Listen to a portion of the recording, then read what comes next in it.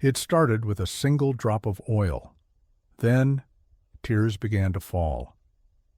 It was a quiet winter night in Windsor, Ontario, February of 2018. Snow fell softly outside, covering the streets in silence. Inside the small brick house of the Martins family, the fireplace glowed, the smell of soup filled the air, and the laughter of children echoed through the living room.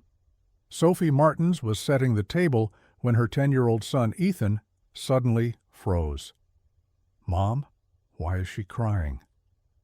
At first, Sophie thought he was joking, but when she turned toward the small statue of the Virgin Mary, the one they had brought home from Fatima years ago, she saw it. Tiny drops of clear liquid forming under the Virgin's eyes, slowly running down her porcelain cheeks.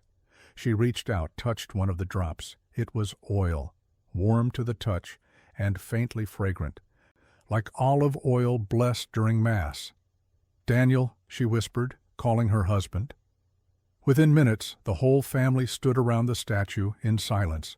The house felt different, still, almost holy.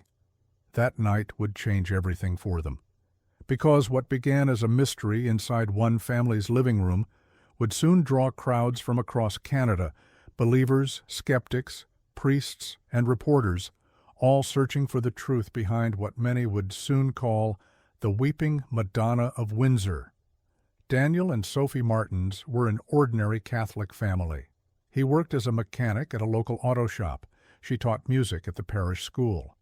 They lived in a modest 2-story home in Windsor's East End, the kind of neighborhood where everyone still waved at each other on Sunday mornings.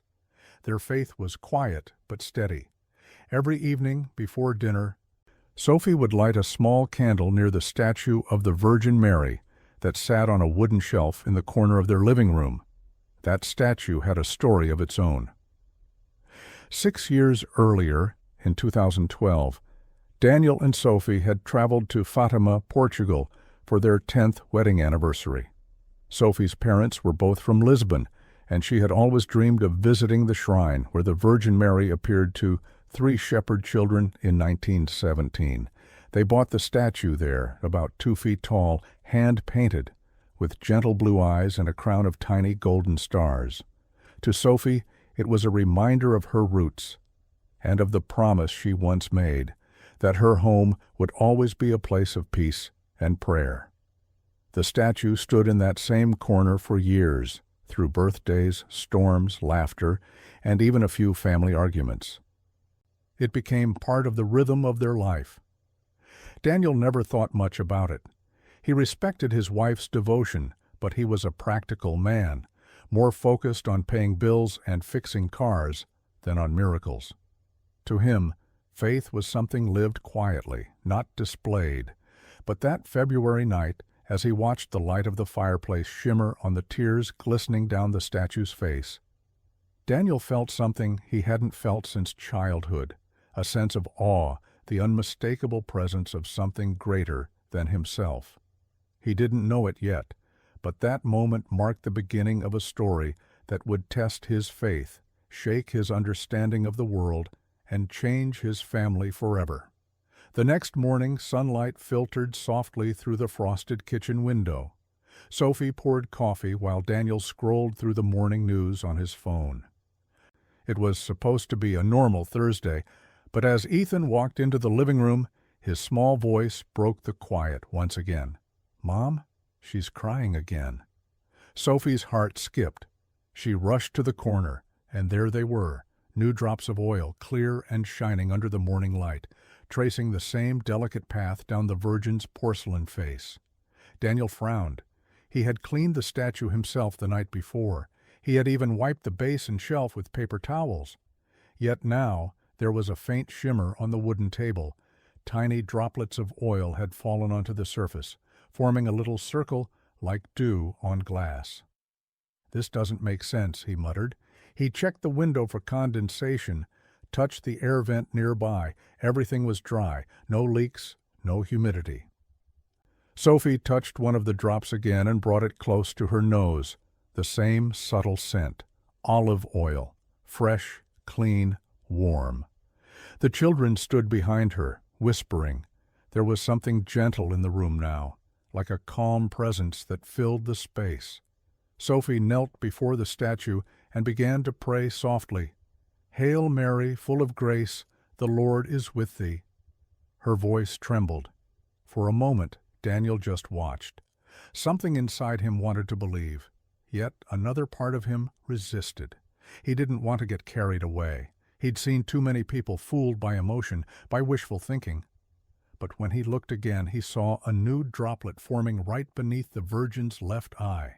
Slowly, gracefully, it slid downward and fell, landing right on the back of his hand. It was warm.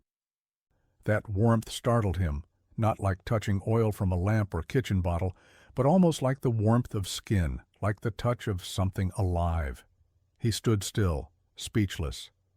Later that morning, Sophie decided to call Father Michael Carver, the parish priest at St. Mary's Church, a calm and wise man who had known their family for years. "I don't know what's happening," she told him, her voice shaking, "but I think Our Lady is crying." Father Michael paused for a long moment.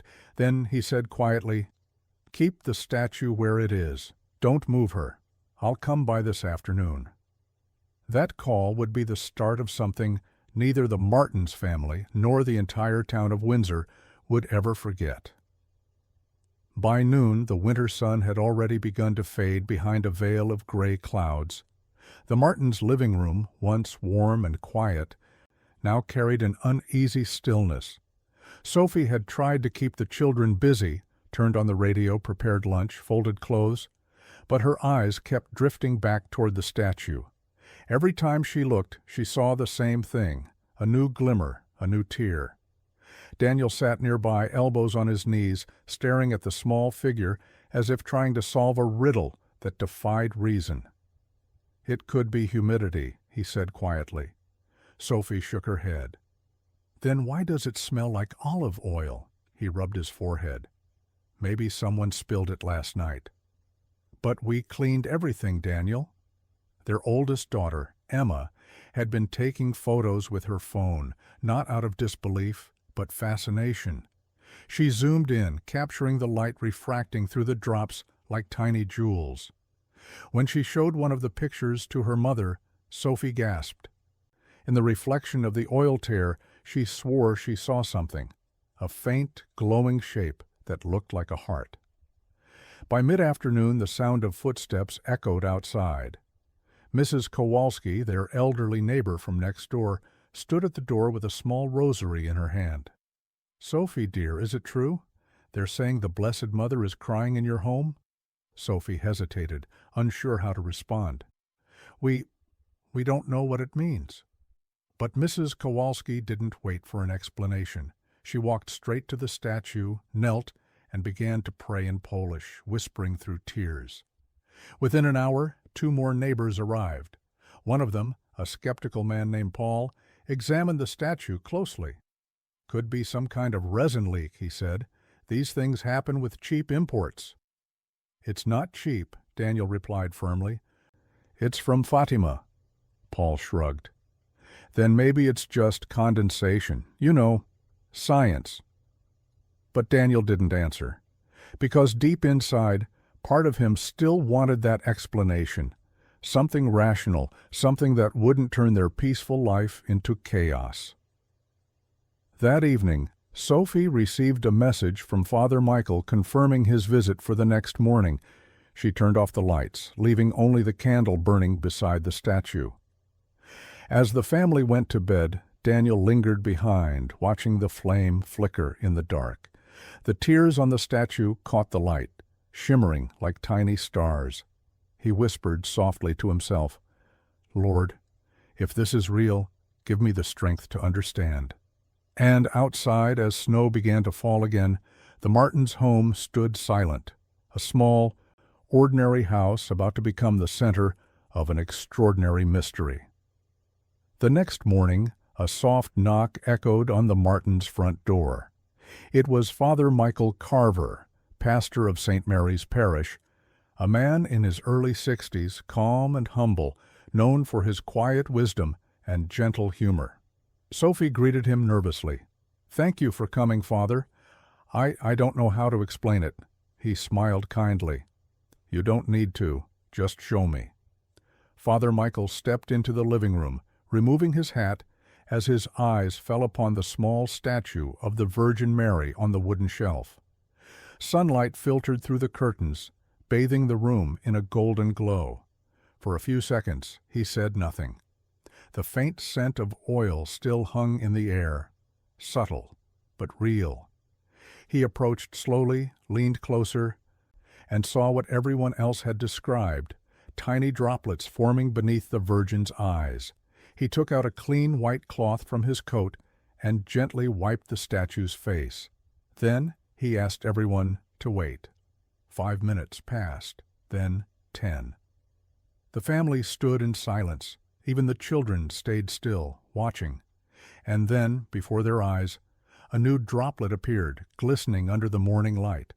It rolled down the porcelain cheek, leaving a thin trail that shimmered like gold. Father Michael exhaled softly. His voice was calm but reverent. "The Mother of God always weeps for her children," he murmured. He took a small glass vial from his pocket, soaked the tip of a cotton swab with the oil, and carefully sealed it inside. "I'll have this examined," he said. "We must be careful. The Church teaches us to seek truth with patience." Daniel nodded. "Of course, Father, we don't want attention. We just want to understand." The priest placed his hand on Daniel's shoulder. "Then keep praying. Do not let fear or pride enter your hearts. If this is truly from heaven, it will bear good fruit." Before leaving, Father Michael led the family in a short prayer. The words were simple, but the air in the room felt charged, as if something unseen was listening. As he stepped back into the cold winter air, he looked once more toward the house. In all his years as a priest, he had seen sorrow, healing, and faith tested in every way, but never had he witnessed tears flowing from the face of Mary. He whispered quietly to himself, "Mother, what are you trying to tell us?" And with that, the story of the Weeping Madonna of Windsor had just begun. 2 days after Father Michael's visit, Windsor was no longer quiet. It started when a local reporter from the Windsor Chronicle called Daniel at the auto shop. "We heard there's something unusual happening at your home. Would you like to comment?" Daniel froze. He hadn't told anyone outside the parish, but by that point, word had already spread, through whispers at the church, through neighbors who had taken photos, through one Facebook post that had quietly gone viral overnight. That evening, when he drove home, there were cars parked all along the street. Strangers were standing on the sidewalk, some holding rosaries, others holding phones. A woman in her 60s knelt on the Martins' front lawn, tears in her eyes, whispering the Hail Mary. Another man was filming her. Sophie opened the door carefully. "Please," she said gently, "this is our home." But it was too late. Within hours, more people arrived: Catholics, skeptics, journalists. Some came out of faith, others came out of curiosity. One TV station from Toronto sent a crew to cover the story. Family claims Virgin Mary. Statue weeps in Windsor. Inside, the Martins tried to keep calm. The children watched from behind the curtains as camera flashes lit up the night outside. Daniel wanted to turn them all away. "This isn't right," he muttered. "We didn't ask for this." But when he looked toward the statue, standing quietly in the candlelight, he couldn't bring himself to hide it. Something sacred was happening, and even if he didn't understand it, he knew it wasn't his to control. Father Michael arrived again that evening, alarmed by the sudden chaos. He stood on the porch and asked everyone to step back, raising his voice just enough to be heard. "My friends, please, this is not a spectacle. This is a place of prayer." Slowly the crowd quieted. Some knelt on the snowy ground, whispering prayers under their breath. The camera lights dimmed, the murmurs faded. And then, as if on cue, someone gasped. Through the living room window, the Virgin statue shimmered under the glow of a single candle. Another tear began to fall, catching the light like a drop of gold. The cameras recorded it. And by the next morning, that moment would be seen by millions across Canada. For the Martins family, life as they knew it was over. Their small home had become a pilgrimage site, and the line between miracle and madness was just beginning to blur. Within a week, the story had gone national. Television networks, Catholic radio stations, and even secular news outlets were now covering the mystery of the Weeping Madonna of Windsor. Father Michael, overwhelmed by the attention, contacted the Diocese of London for guidance. Their response was clear. The Church must proceed carefully with patience and discernment. So the diocese requested an independent scientific analysis. The small vial of oil that Father Michael had sealed earlier was sent to a certified laboratory in Toronto. Daniel and Sophie waited anxiously for days. Cameras had stopped coming, but visitors still lined the street. Some left flowers, others small notes of gratitude. And still, the tears continued to appear, sometimes a few drops a day, sometimes none for a week. One morning, Daniel received a call. It was Father Michael. "The lab results are in," he said. "I think you should hear this in person." That evening, the priest arrived with a folder in his hand. The Martins family gathered around the table, their faces tense. Father Michael opened the report and read slowly. The sample consists of pure olive oil, no chemical additives, no synthetic compounds. The source of origin is unknown. Microscopic examination reveals no sign of contamination or mechanical injection. Daniel frowned. "So, it's just olive oil?" "Yes," the priest replied, "but there is more. The statue itself has been examined. It's solid resin, completely sealed. No cracks, no hollow chambers." Sophie leaned forward.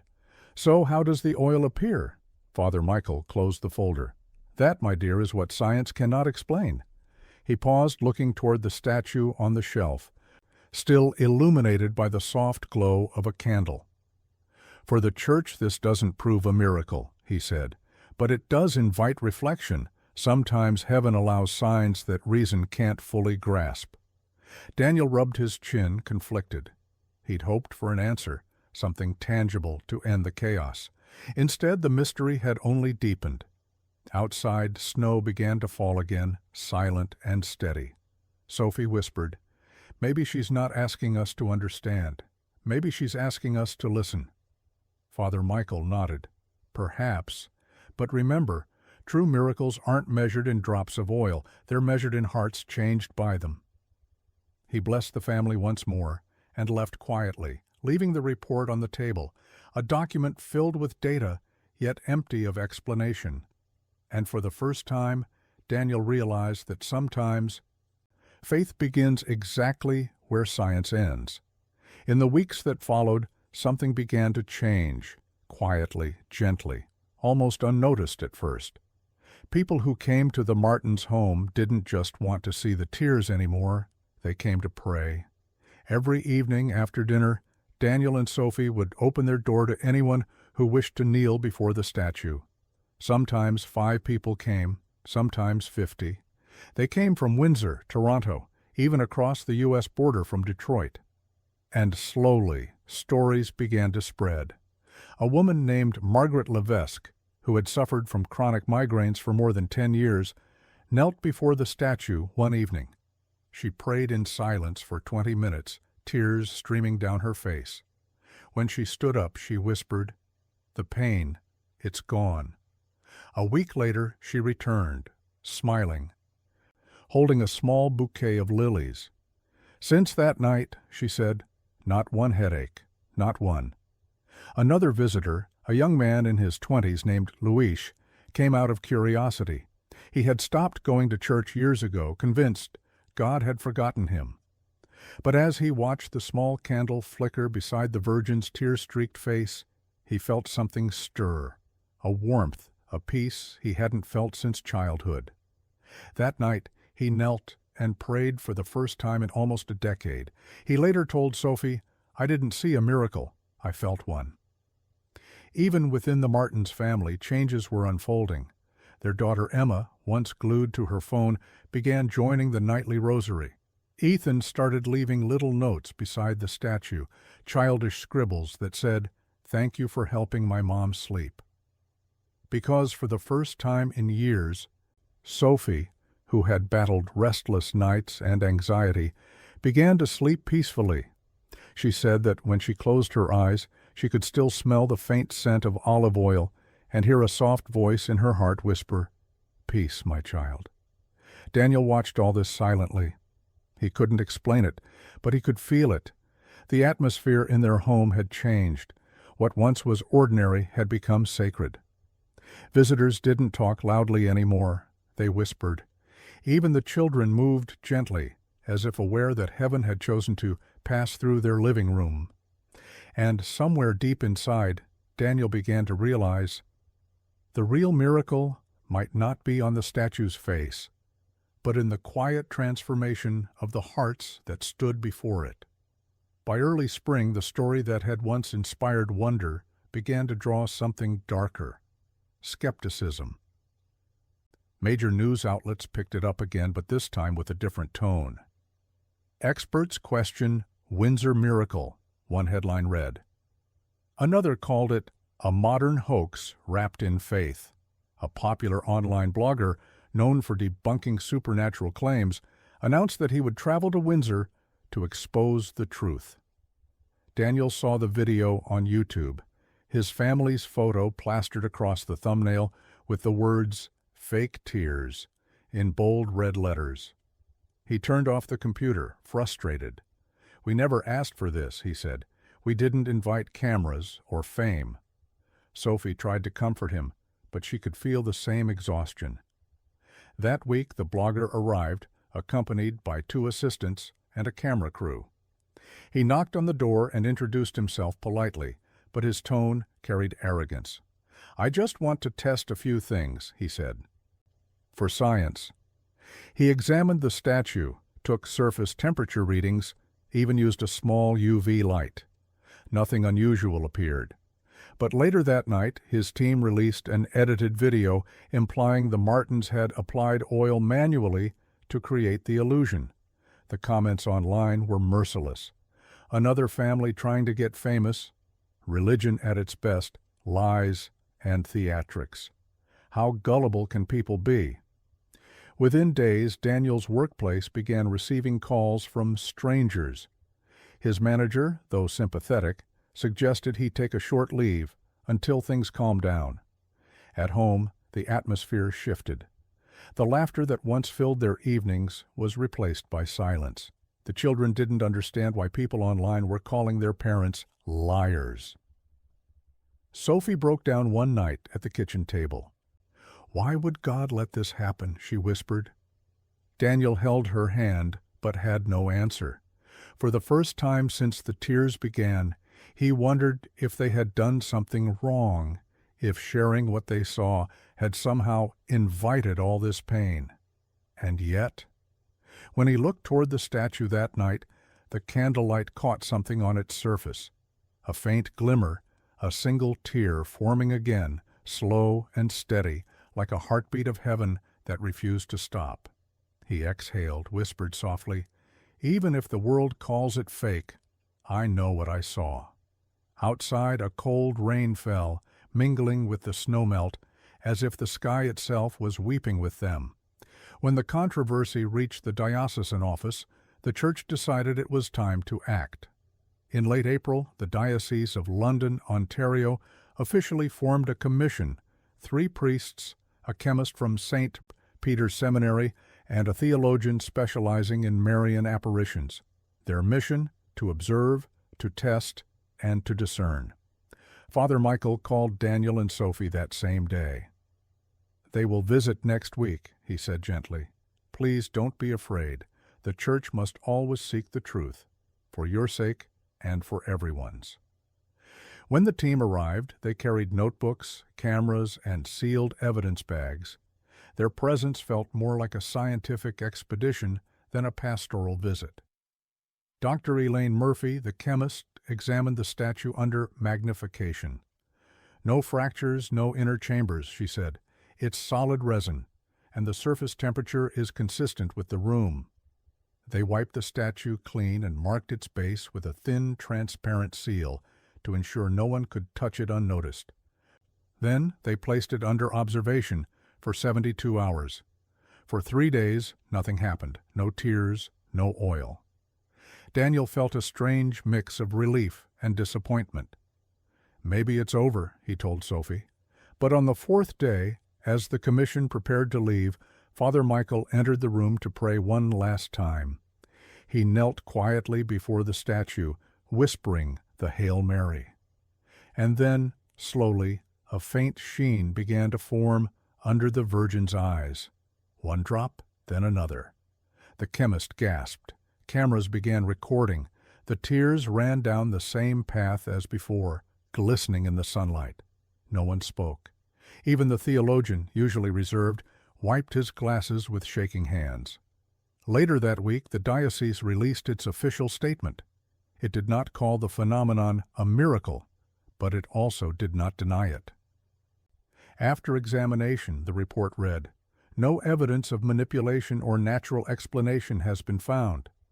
The faithful are encouraged to respond with prayer, humility, and discernment."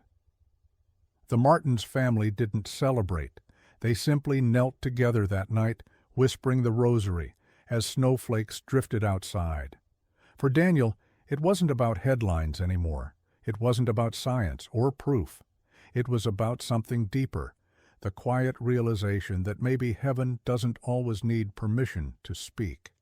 And sometimes the most powerful message comes in the form of a tear. May 13th, 2018, the anniversary of the apparitions at Fatima. That evening, hundreds gathered outside the Martins' modest home. Some held candles, others clutched rosaries. The night air was cold but still, the kind of silence that feels alive.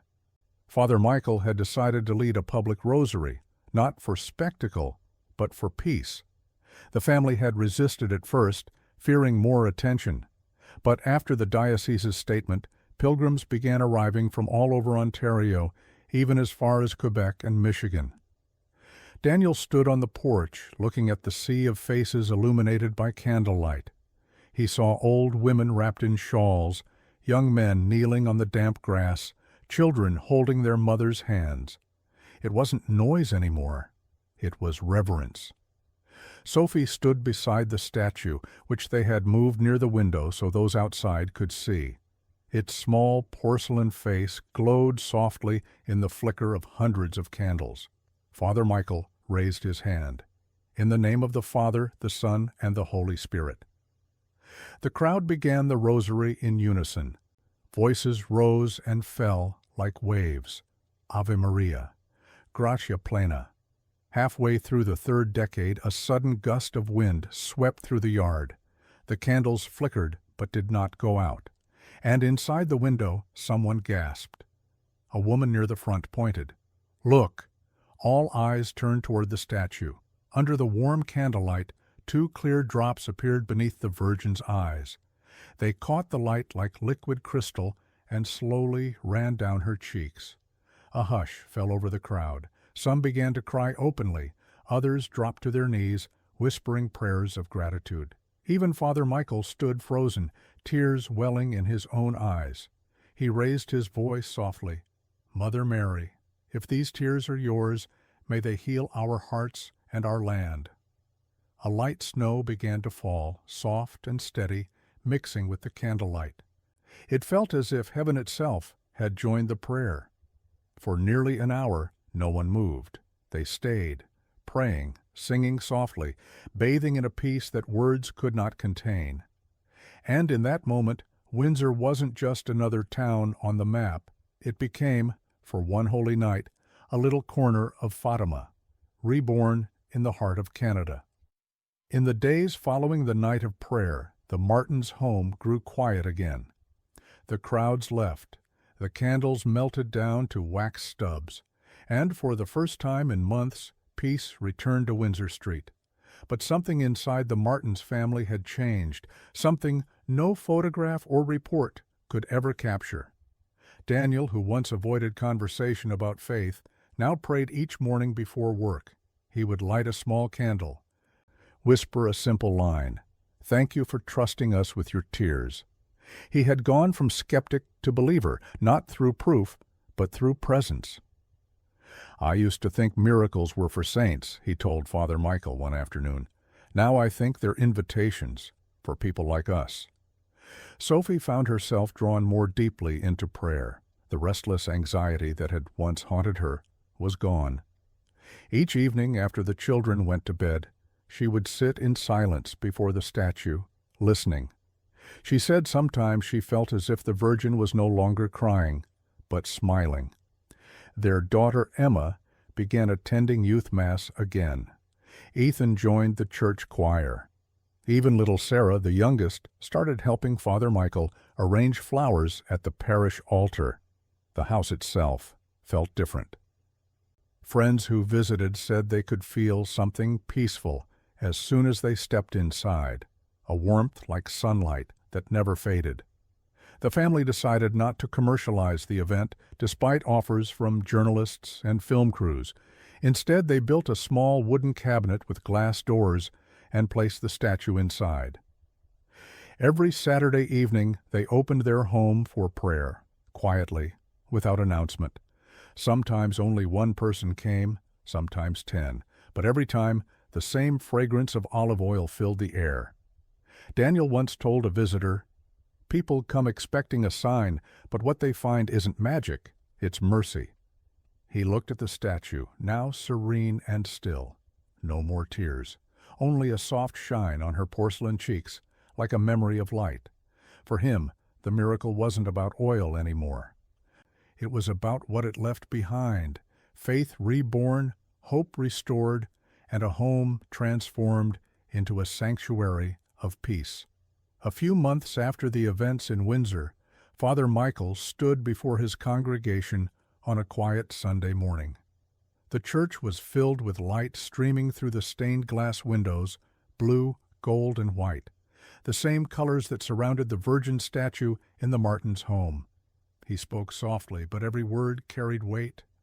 "Brothers and sisters, many have asked, what does it mean when heaven weeps? Some expect thunder or fire or the sound of angels. But perhaps heaven doesn't shout to get our attention. Sometimes it simply cries." He paused, looking over the pews filled with familiar faces, some who had knelt outside that night in the snow. "Maybe the tears of Mary are not a sign of sorrow alone," he continued, "but a reminder that love still suffers for the world, that God still walks among the ordinary, in kitchens, in living rooms, in families who still dare to pray." For a moment the church was silent. Then the choir began to sing softly, "Hail Mary, full of grace," and many in the congregation wiped their eyes. Back in Windsor, the Martin statue still stands in the same corner, serene, luminous. The tears no longer fall as they once did, but every now and then the faint fragrance of olive oil fills the air again, like a whisper from heaven, reminding them that the story isn't over. Daniel once said to a visitor, "People keep asking if the miracle is still happening. I tell them, yes. Every time someone comes here and finds peace, that's the miracle." Perhaps that is what the Virgin wanted all along. Not attention, not proof, but conversion of hearts, beginning with one family in an ordinary Canadian home. If this story touched your heart, take a moment to pray with us, wherever you are. And if you believe that the Virgin Mary still walks among us, leave a comment below with one word, faith. Subscribe to Av Miracles for more true stories of hope and healing, because even today, heaven still speaks through tears, through mercy, through love.